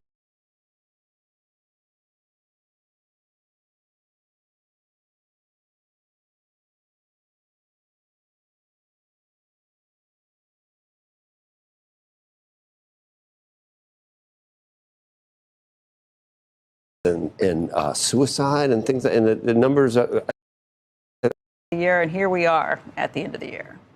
And very happy to be here and looking forward to spending the rest of my life focused on more philanthropic efforts. That's what your plan is after Activision. Well, for right now, I think the thing that's been most important to me is veterans employment. And as we likely will be in a recession, what you find is veterans end up 2 to 3 times less likely than an ordinary citizen to find a job. And to date, our organizations have found 125,000 jobs for veterans, but we're just scratching the surface, and there's a lot more we need to do. I mean, this is something you were actively doing at Activision Blizzard, but you were getting lots of different companies to come in and hire veterans. Where have you had the most success? You know, it's actually small and medium businesses. Small and medium-sized businesses don't have the same stigmas. They are willing to engage in development of the types of veterans that we place in the categories that we're interested in. But then there's some very big companies, JP Morgan, Home Depot. And I think what people have found is that these are the very best employees. They're loyal, they're disciplined, they're hardworking. They're not looking for a vegan meal in the cafeteria. You know, these are exceptional people who you find that once you have them in the workplace, they show up and they deliver. And so I think it's our obligation, responsibility as a country to find more opportunities for veterans. It's great to hear. It is. People who want these jobs are.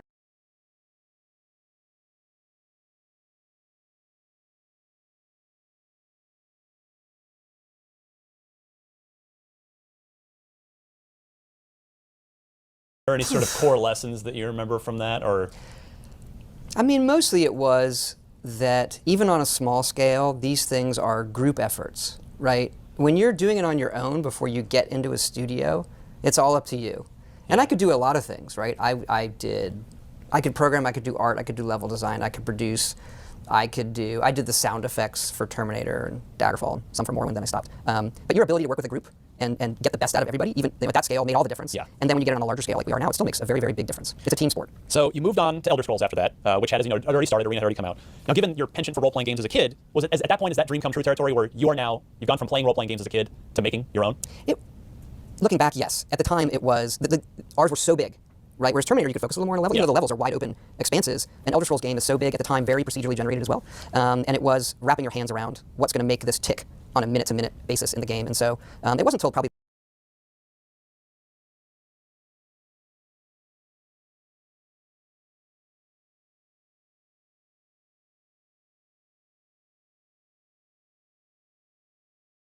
and we need to. Well, with regard to portfolio, then, you want to be putting those titles out that people are going to think, oh, this is synonymous with Xbox, regardless of if they get it on PC or through Game Pass. How are you balancing portfolio with, the big hitters, the Halo, the Gears, the now Fable, I guess, with investing in new franchises, new teams that could potentially become the next Gears?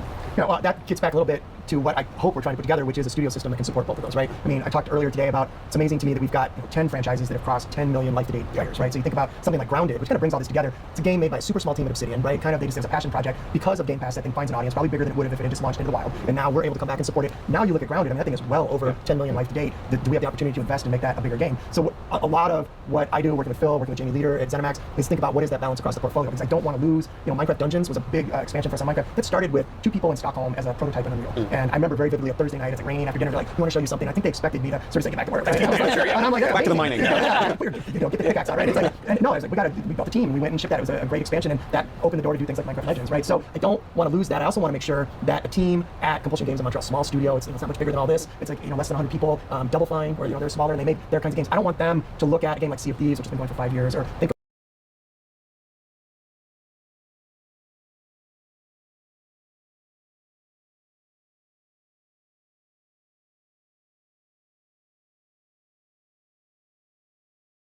Coliseum is all about bringing.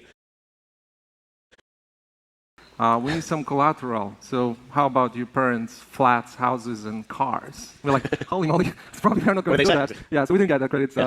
Actually, a few years later. Right now, it's much easier to do business. Back then, gaming was like, I think the slave must have been looking at it like, what was that? I totally don't get it. And it's some kind of funny, silly thing for kids or whatnot. So this has totally changed. It's an important part of the Polish economy right now. And actually, we were proud. And I think the defining moments when President Obama came to Poland for the first time. He got a collector's edition of Witcher 2, and yeah, I think from like a worldwide perspective, it might not be a big thing, but internally for the country, suddenly I know it's a thing I'm constantly repeating. But whenever I was asked, what was Poland famous for, the first thing that were coming to my mind was sausage and vodka, and I've been repeating it on and on. But that was really in my head. I was always traveling a lot, and people asking, so what is the strength of the Polish economy? I was like, okay, there are two things. Maybe I was not very vocal about it, and right now I think I can honestly say that these are computer games. Yeah.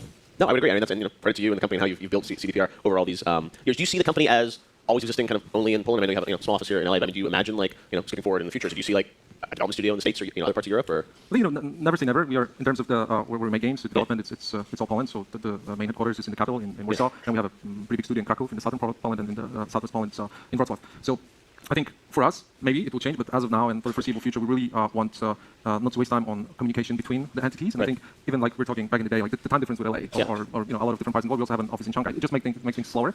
So for business, for marketing, for PR, I think we can handle that. But if you want to take certain development decisions or creative decisions, if we have to wait this time and then it's the whole production process, I think it just makes us slower, and I wouldn't want that, at least for now. Maybe we just don't know how to manage it. I was asking myself, how do people do that? So maybe we don't know something. No, but I think there's something unique about you being in Poland, being so focused on that. Like Netflix or whatever, YouTube, if the car's parked and connected to Wi-Fi. So if you're like, say at a supercharger station and you want to watch something, you can watch it on the screen in the car. But the general principle is like, how do we, what can we do to make the car the most fun possible? And like, what other cars don't have, and so it seems like, well, if there's like you just park somewhere waiting for somebody to finish an appointment, or if you're on a road trip, it'd be pretty cool if you just like, go to the car screen and play some fun game. And we're just exploring like, how do we make it as fun as possible? You can already play all of the all the Atari games, almost all the Atari games on the car, and we hooked it up so I can connect to Xbox or PS4 controller and can like actually have some pretty good control feedback.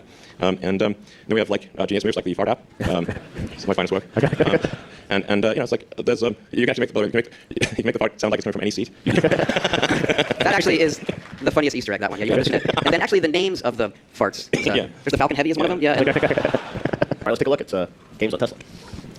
Welcome in, Andy's coming back.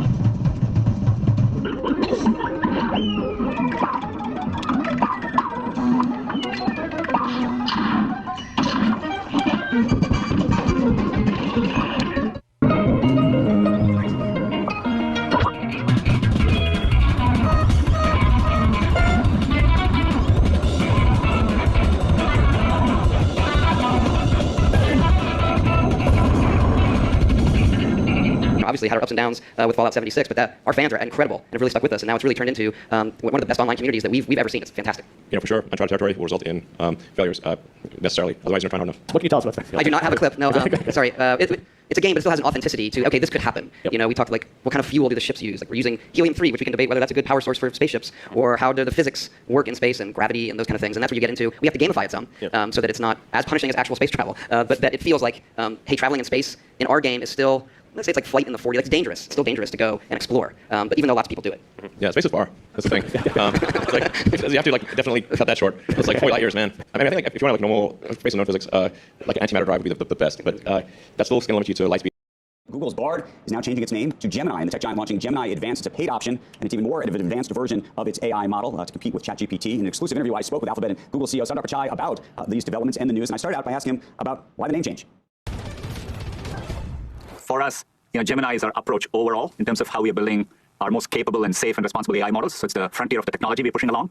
And Bard was the most direct way people could interact with our models, right? And so it made sense to just evolve it to be Gemini, because you're actually talking directly to the underlying Gemini model when you use it. And I think it will also be the way by which we will keep advancing our models and users can experience it directly. And so we thought the name change made sense. You're also introducing Gemini Advanced. This is Google's answer to ChatGPT Plus. How does it stand apart? How does it compare in your mind? Well, Gemini Advanced has access to Ultra 1.0, which is our most capable model till date. To me, look, I think it's exciting because for people who really are using these products as a power user, a real collaborative partner, maybe in a professional context,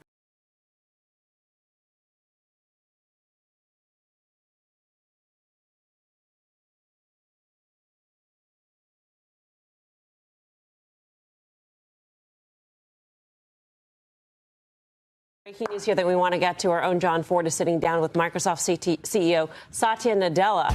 John, over to you. Melissa, thank you. Satya Nadella, thank you for joining us live here first on CNBC. It's been quite a few days since I was with you in Seattle with OpenAI's leadership in turmoil. So first I got to ask, is Sam Altman going to be a Microsoft employee?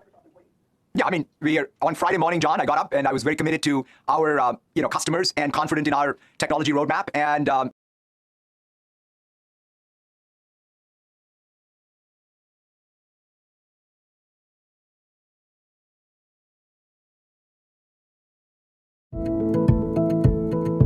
one thing that's constant is change and how one copes with it, deals with it, and thrives in it. I think when I look back at the big moments in my life, there were all these moments where I had to hit refresh, take the new opportunity I was given, and then maximize the impact. Being present is more important than trying to measure the amount of time. Think of it as more trying to achieve the best harmony. You gotta be bold, and you gotta be right. Because if you're not bold, you're not going to do much of anything. And if you're not right, you're going to be dead. It's a tough, long journey. I was trying to fit this child of mine into a normal box. And then for me to reach a space which said, I can create my own box for my child. Making a connection with someone, not just in theory, but sort of physically making a connection with someone sort of gives them a platform to bring out that kindness in them. The thing that I'm perhaps most excited about is the impact. There's been a real awakening to how technology can really empower people of all abilities. Be present, be confident. What's the worst that can happen? We say that often.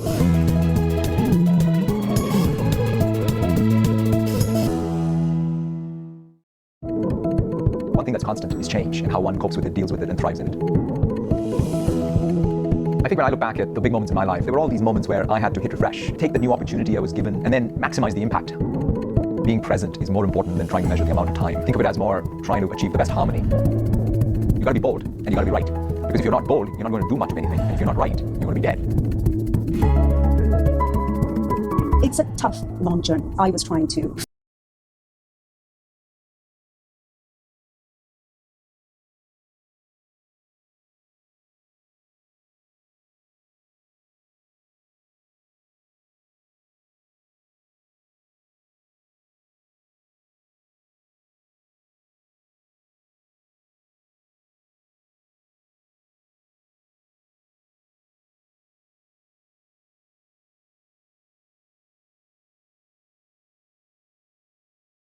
Viral 2015 TED Talk. Microsoft to this social distancing is absolutely key so that we get to the peak and those numbers really start to come down. And within a month or so of hitting that peak, if we put in place the right prioritized testing, where the right people are tested and they get quick results, and we have contact tracing, then we will be able to start opening up. But it won't be a totally normal situation until we get a vaccine so that everybody's protected.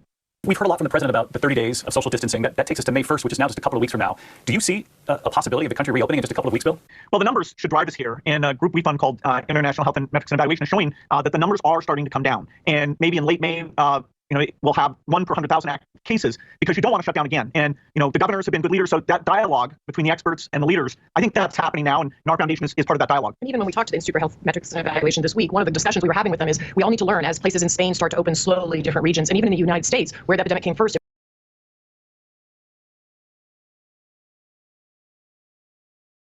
Oh, Lord, I remember it. We actually agreed on a deal around $350,000. Why does that just Are you trying to renegotiate this now? But I had a hard time getting the management team to agree that they should acquire Google. I think he's saying that they were having a hard time going to 350 and we were having a hard time changing our number. Yeah, they felt they didn't need it. But, I start here for one very simple reason. There are many, many instances where things could have gone either way. And I'm really glad they didn't acquire because the world might have been a very, very different place. Looking back in retrospect, I feel like it would have been really, really sad if, in fact, Larry and Sergey had sold the company and not pursued the vision and changed the world the way they have. So it's actually kind of an interesting story because the reason we didn't sell it is not so much the money. I mean, I don't know, really grad students, eating burritos or whatever. So $1 million was fair amount. The reason I think we really didn't sell the company was that we talked to all the search companies at the time and they just weren't interested in what we were doing. And it was obviously didn't want to buy this company that didn't really have anything without the people. So they wanted us But like we were like, well, why are we going to work at this place that doesn't believe in search? Yeah, that's not going to cause anything good to happen. So like ultimately we didn't sell for that reason, just so they weren't interested in it, which is the same reason they had trouble getting to $1 million, which I guess at the time was a lot of money. But I think ultimately for me it was just about wanting to actually, search seemed pretty important. It was about actually wanting to do something in that area, and it didn't seem like that was going to happen in these organizations. Yeah, it's amazing when the business people take over how rational they get, focused on short-term revenue and lose the long-term vision. That's a good place to kick off on a different point. Most companies end up in failure, and I'm not talking about just the startups, but if you look at the S&P 500, so many of the very large companies keep going out of business at an increasing rate. People are surprised. What do companies need to do, whether they're small or large, to address these challenges? How do they take a different path, and how is Google taking a different path? Well, I do think when I talk to most companies, I do think like their leaders are pretty short-term focused. And I was giving people the question, like, imagine you're running Exxon. What do you do? Say you want to do something good. It's one of the, I guess, the most valuable company on earth. A lot of people think probably it's not doing good things, like worried about the environment and so on. But that company has a lot of capabilities. I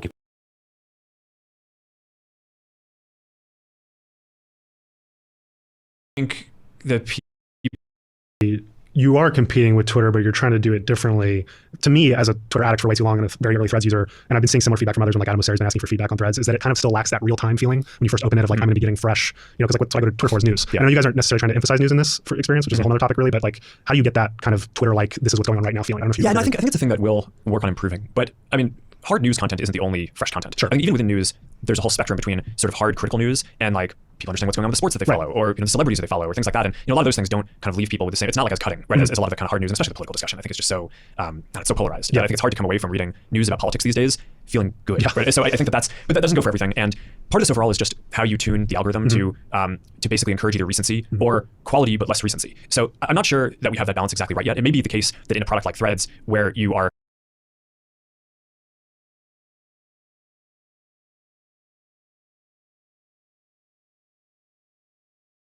consumers, privacy, and I would stay in engineering or take the job. I took that job. I built out the HR and recruiting teams.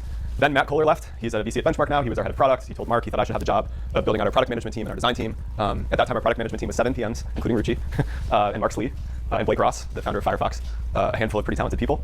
And I spent many, many, many years building out those two teams, essentially, for the company, as well as being Mark's sort of right-hand person on organizing the planning process, the product roadmaps for the whole company. That took me all the way up until 2 months ago. I was running Facebook, Instagram, WhatsApp, and Messenger, and it came to the moment in time where I knew that it was my time, and that I had done sort of the work that I was meant to do, and that I wasn't bringing to work the energy of like, I love this, and this is what I was meant to do anymore.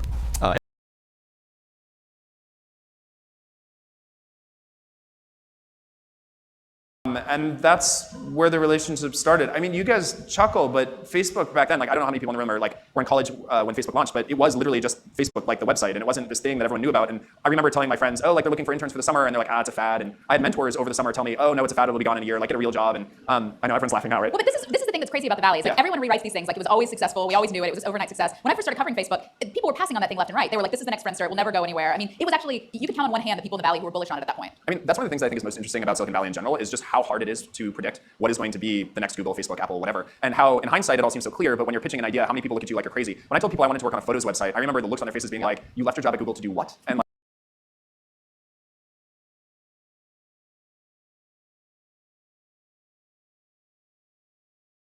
Actual idea. Yeah.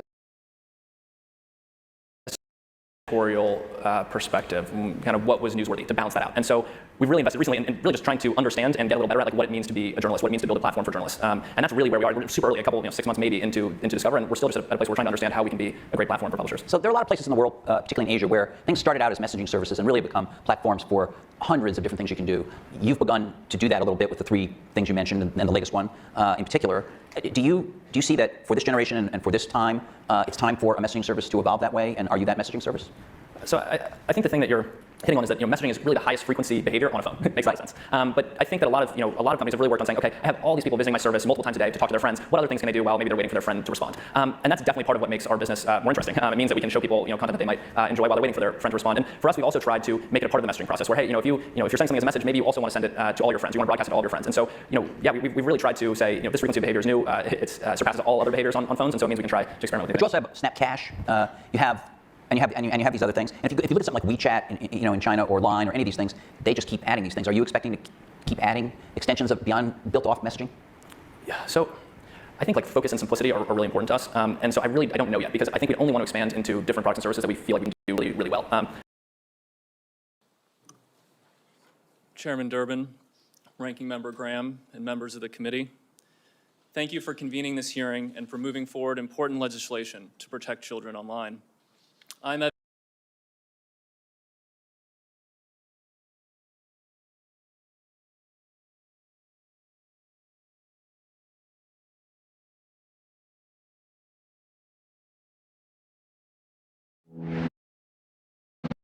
Howard Schultz had a very different ambition, which is he had a similar coffee store, and he wanted that coffee store in every city around the world. And I admire both approaches, but it's a difference in ambition and what they want to do. And I believe that fundamentally the tools should remain consistent and really get out of the way so that people can meet that ambition. Okay, just to kind of continue on that. So you talked a little bit about how Twitter is a great leveler. And indeed, you can make an argument that there have been amazing things happening on Twitter, and Twitter being used for things like the Arab Spring, the uprising, coordinating the protests. And then more recently, there's been a lot of focus on Twitter trolls and some of the negative abuse that can happen on Twitter. Do you see the company as having a social responsibility to promote a certain view or promote certain ideals, or is it very much, as you said, just a tool to allow people to interact? I mean, I think the main purpose of Twitter is to make sure that we let every voice flow. And I think it's really important for us to see every opinion. And I think ultimately, like, every technology is just a reflection of the world and what we want in civilization, both the present and the future state. So what we have to make sure of, though, is that everyone who participates in lending their voice to Twitter and using Twitter to amplify that voice, they feel safe doing so. And abuse has no part on the service. And we have a staff of many that are dedicated to making sure that people feel safe and they can continue to trust the brand and the service to make sure that their voice is heard everywhere in the way they want it to be heard, and also that they don't feel threatened.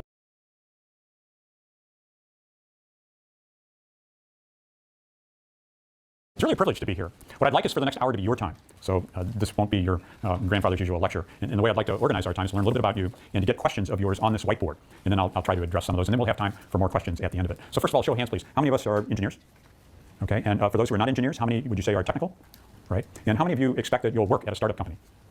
How many of you dream of starting a startup company and being entrepreneurs? Yeah. And how many of you are just not interested in any of those topics whatsoever? Someone in the very back. So here's the grid, the whiteboard, and I put some categories up, and some of you have posed questions to me already. We'll take about 5 minutes to put new ones up here. We can talk about your career in leadership. We can talk about startups and entrepreneurship. TNBT, anybody know what that is? Yep.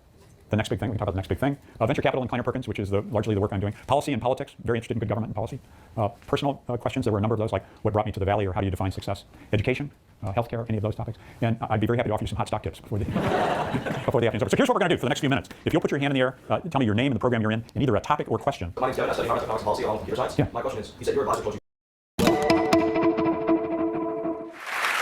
Hello, everybody. Vinod, thank you for being here today. Welcome back to the GSB. Oh, it's always fun to be here. It's a lot nicer than when I was here. Yes, I've been hearing that quite a bit today, given the previous guys are here. I'm thrilled to be having this conversation. I was told that you schedule your time in 15-minute slots, so we are taking up 4 of those slots right now, so I'll get right to it. I have a few questions here focusing on 3 things: your leadership and management journey, your thoughts on investing in entrepreneurship, and then a few questions on your personal life and legacy. After that, we'll take a few questions from audience and from Twitter. As Dean Salona mentioned, you were the founder and the first CEO at Sun Microsystems. About a year after you had started, you found out that Sun Microsystems was going to be shut out from a key sale. When you heard this, you got on a flight, got to the customer's lobby, and made phone calls refusing to leave until you met with the team. Where does this perseverance and conviction come from? Well, so I have a philosophy in life. Whatever I believe, I should make happen. It's that simple. And if a customer is making a mistake, the customer isn't always right, trust me. And if you want to do great products, don't listen to your customers, by the way. Lots of bad lessons in business school.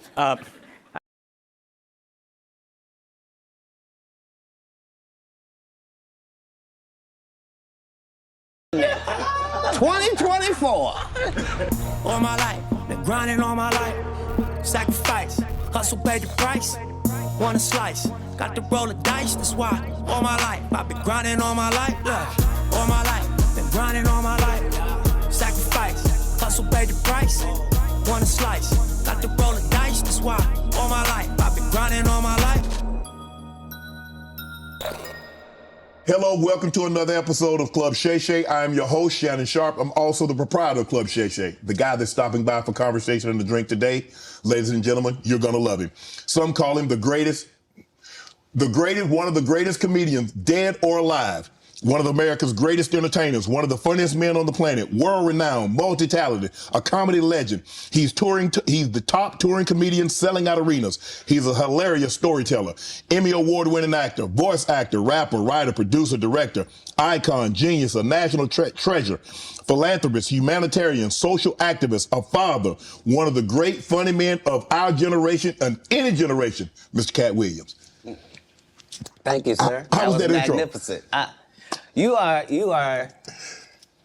magnificent at intros, and you did not skimp on mine. I appreciate it. Appreciate that. You know, anytime you come to Club Shay Shay, we have to toast. Yes. Bro, you've been doing it. I mean, you're one of the top tour. One of the top touring comedians of all time. You already got started before we started taping. I did. Appreciate that. Tell the people at home. I thought they was lying, and yeah, this particular alcohol is stronger than you think it would be, probably by about 2, and unbelievably smoother and milder by the same maybe 30% than you could possibly expect. And unlike cognacs the world over, this one doesn't taste like wood at the end, and it doesn't taste like it's got artificial colors, and it doesn't taste like it's got artificial flavors. It's a fine product. He's a connoisseur. You can tell he's a connoisseur. He's a cognac connoisseur. He understands the method that goes into making cognac. Right. Well, as a comedian, you get free drinks at the club. So all comedians either turn out to be connoisseurs like myself, or straight up and down alcoholics like 60% of Hollywood. Well, thanks for stopping by the club. I understand that you're very, very busy, and for you to take time out of your busy schedule. For Comedy Hype News, I'm John Appa. Ever since Monique's interview with Shannon Sharpe on Club Shay Shay began streaming, the reactions from it have been similar to Cat Williams' own interview on the same platform about a month earlier. If fans were wondering what Cat's thoughts were on Monique's interview, it's safe to say he's in full support of the Oscar-winning actress because he invited her to open up for him on his current stand-up tour, the Dark Matter Tour. On Thursday, via Instagram, Cat would even share a poster that's a parody of the Marvel's Avengers Civil War. The new title reads Def Comedy Jam Civil War, with several comedians that were mentioned in both his and Monique's most recent interviews. The comedians included Cedric the Entertainer, Faison Love, Earthquake, Kevin Hart, Tiffany Haddish, Steve Harvey, D.L. Hughley, Ricky Smiley with Cat and Monique as themselves. Other comedians that appear in the photo are Dave Chappelle, D. Ray Davis, Gary Owen, and Corey Holcomb. Of course, the Civil War references the rift that has been created as a result of the recent Club Shay Shay interviews. In addition to that, Cat would also share a quote from her spiritual Instagram page. Now, according to the post, the quote comes from the universe. What belongs to you will simply find you. Just relax, enjoy your coffee, and co-create with me. This is assumed to be in reference to Monique revealing that she will now be joining Cat on his Dark Matter tour for a few dates. And I want to tell y'all about my twin brother, Cat Williams, baby. I'm going to be joining my twin brother, Cat Williams, on the Dark Matter Tour. We are excited. I cannot wait to see y'all, Connecticut. I see y'all tomorrow night with our brother. Monique would then reveal this information while going live on Instagram, along her husband, Sidney Hisks, where the two would mainly address D.L. Hughley. The rivalry would be reignited after the Queen of Comedy made an appearance on Club Shay Shay. Know what else you won't see Monique doing? Telling jokes. If she'd have spent as much time writing her Netflix special as she did complaining about not having one, it wouldn't have been trash. Because that's what Monique does. She complains and she has grievances. All you do is talk about your grievances and who did you wrong. It's sad. There's an old adage that says you can't buy love. It's a shame, Monique, that you probably always will have to. With Monique now joining the Dark Matter Tour along with Mark Curry and Kevin Hart's ex, Torrey Hart, Cat Williams has assembled a group of comedians who may have shared enemies within the industry, and it looks like it will make for a great comedy show. Now, not too long ago, TMZ would catch up with Mark Curry, who stated he still never received an apology from Steve Harvey for allegedly stealing one of his jokes. Did you ever get an apology? Never got an apology from Steve. He never said anything. On the Dark Matter Tour, Cat Williams, we got new jokes. So if he still want to keep them jokes, man. He still uses those? He probably does. He probably does, man. But we moved on. I got new jokes. That's what I do. I write every day, baby. So what are your guys' thoughts about Cat Williams inviting Monique to go on tour with him? And what is your make of all this back and forth between comedians that we grew up and love? Let's talk about it more in the comments below. Plus, save the date for the latest news and comedy by subscribing here to our YouTube channel. And do you own a business or brand that needs some extra spotlight? Request a membership at thehypemarket.com, and our 900,000 subscribers can become your audience. For Comedy Hype News, I'm John Appa. What's happening? What's up? It's your boy Deanne Turner, and I'm here to tell you about this mic. Happy Friday, everybody, and today we have a crucial show. To that. He is interested in the health of the people of his state, and because he is, he's taken a close look at what's in the COVID vax, the one that everyone in the country was required to take not so long ago. And he's come up short. He can't answer some basic questions about it, and that's a concern if we're doing science, which he is. And so he has now called on doctors to immediately stop giving the mRNA COVID vax to their patients, and for a very interesting reason that you should know about. Here's his statement, and we're quoting. I'm calling for a halt to the use of mRNA COVID-19 vaccines. The U.S. Food and Drug Administration and the Centers for Disease Control and Prevention have always played it fast and loose with COVID-19 vaccine safety, but their failure to test for DNA integration with the human genome, as their own guidelines dictate, when the vaccines are known to be contaminated with foreign DNA, is intolerable. Think about that. It's one thing if it gives you a heart attack. If it tampers with your DNA in some way, now we have a real problem, considering 1 billion people got it. So in a recent interview about the mRNA vaccines, the Surgeon General of Florida described them this way. These vaccines have DNA in them. Everyone knows what DNA is. They're contaminated with DNA, and that's not necessarily a big deal. But it's a problem with these vaccines because the DNA hangs on with the mRNA and goes into people's cells. So this is a completely different risk analysis than other products that have had DNA. These vaccines are, honestly, they're the antichrist of all products. The Antichrist of all products. The Surgeon General of Florida joins us now to explain what he means. Doctor, thank you so much for coming on. I remember at the beginning of the vax mandates, there were people on the fringes, as we say, who raised questions about the potential of this drug, this brand new, this novel vaccine, which wasn't really a vaccine, to affect people's DNA. And they were immediately described as crazy. Tell us your concerns, if you wouldn't mind fleshing out a little bit what we saw in that clip. You know, it's so interesting to hear you say that, Tucker, because I had the same impression when people very early on were citing concerns about DNA. I think that really what was happening is that their intuition was informing them about a potential problem with these vaccines. And, you know, you showed that clip there. This one is sometimes I feel quite guilty dragging people through the scientific details, but I try and do it at a level that hopefully won't bore people to death or be too painful, because it is a very important issue, and it's not a complicated issue. And it's important for people to recognize the difference between the honest facts, which is what I'm sharing, and the spin and dodge and look over here that you hear Dr. Califf at the FDA and other, Dr. Offit, other people sharing. So it's actually very simple. We all know what DNA is. This is our genetic blueprint, our gift from God. And this DNA can be affected, and that can be obviously a very bad thing. Sometimes it's affected in a way that makes people sick. Sometimes it can even be affected in a way that leads people to pass on characteristics to their offspring.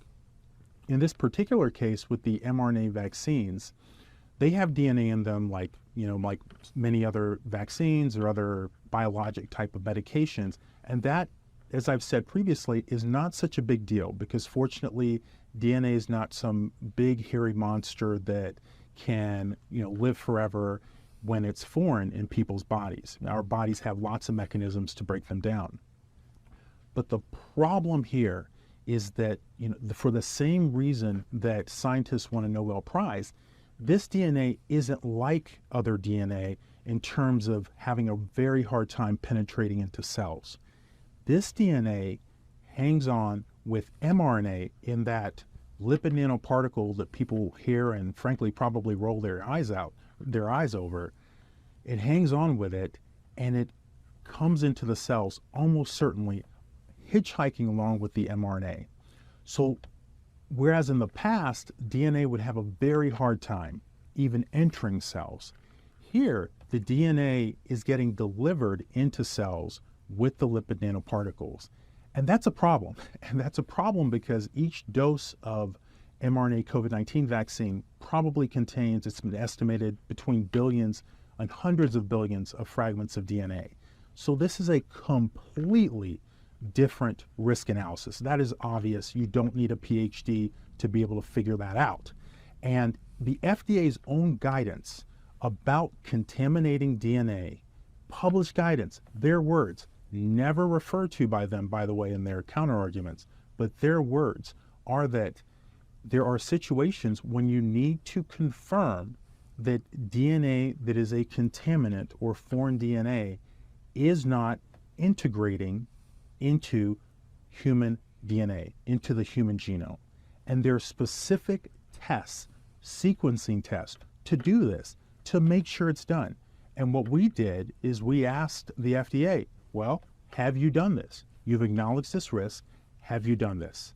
And they came back with about 10,000 words talking about everything from what time the sun sets in China to, their third cousin's, bar mitzvah, and nothing about the specific question we asked, along with other questions, by the way, but nothing about that, which leads me to conclude they haven't done it, which is, it starts at crazy, but it ends at somewhere else. That someone could be just so nonchalant and frankly willy-nilly with something as precious and as sacred as our human DNA.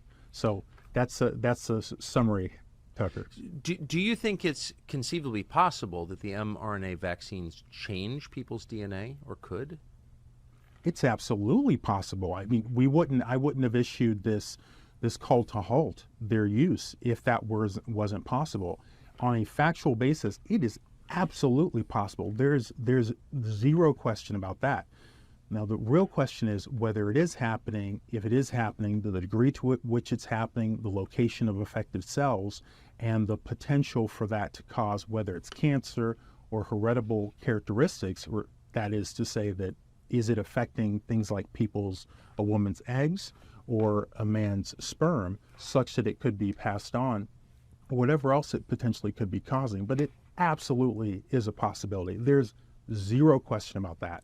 The real question is whether it's a possibility worth investigating. The obvious answer is yes, even though the FDA and Peter Marks, wants you to believe that the answer is no. Well, that would change humanity if that were happening forever.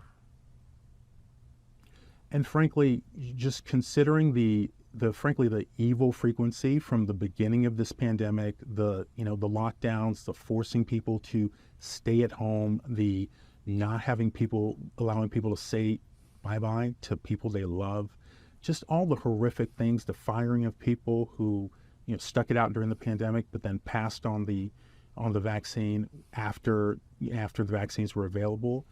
All the evil that has defined the frequency of policies during this pandemic, sadly, I hate that is a possibility, but sadly, I would not be at all surprised. In fact, I think it's probably likely that is in fact happening.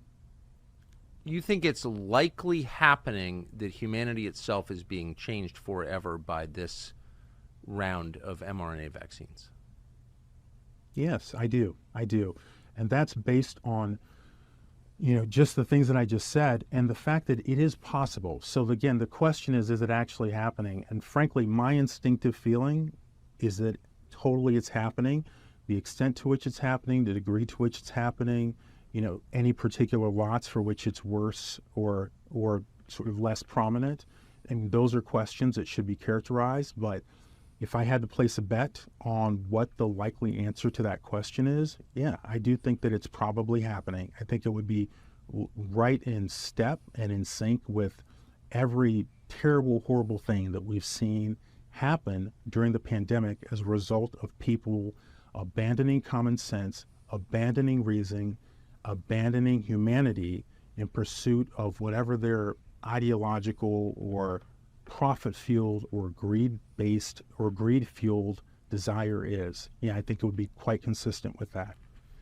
Well, I'm shocked, but I guess I'm not that shocked. So let me say something I've never said to anybody, but I've just noticed, and it always has felt a little crackpot to me, so I've never expressed it.